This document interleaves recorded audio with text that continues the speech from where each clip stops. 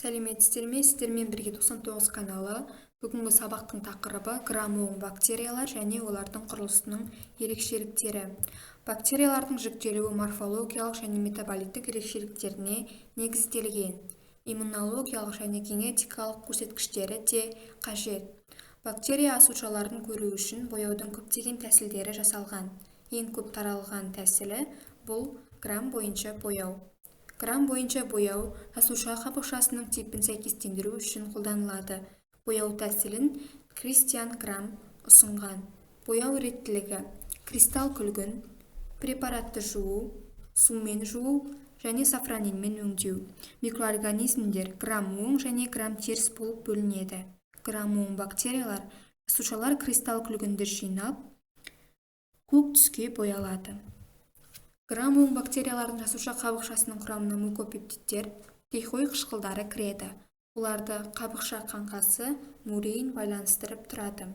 Жасуша қабықшасының құрамына мурейн қаңқасының басты бөлігі пептидогликан кіреді. Жасуша қабықшасындағы пептидогликанның мөлшеріне байланысты барлық микроорганизмдер грамм-оң және грамм-теріс болып бөлінеді. Грамм-оң және грамм-теріс бактериялардың жасуша қабықшаларының химиялық құрамы әртүрлі. Бактерия капсуласы бұл зақымдалудан, күйіп кетуден сақтайды. Бактерияның вируленттігін арттыра отырып, олардың фагоцитозына кедергі келтіреді. Капсула қосымша осмостық тосқауыл құрады және қор заттарының көзі болып табылады. Грамм-оң екі топқа бөлінеді: аэробты және анаэробты таяқшалар. Метаболизмнің баяулауы жасушаларды қызуға, кебуге және химиялық заттардың әсеріне төзімді етеді.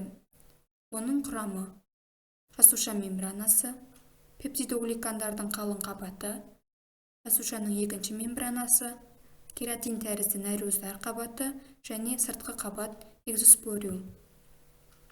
Споралар көптеген жылдар бойы тіршілігін сақтайды. Оларды 121 Цельсий градус температурада қысымды 20 минут қыздыру арқылы жоюға болады. Грамм-оң бактериялардың негізгі 6 типін ажыратуға болады. Коккалар формасының 2 типі: стрептококкалар және стафилококктар. Спора түзуші таяқшалардың 2 типі: бациллалар және кластридиялар. Спора түзбейтін таяқшалардың 2 түрі: каринобактериялар және листерия. Назарларыңызға рахмет.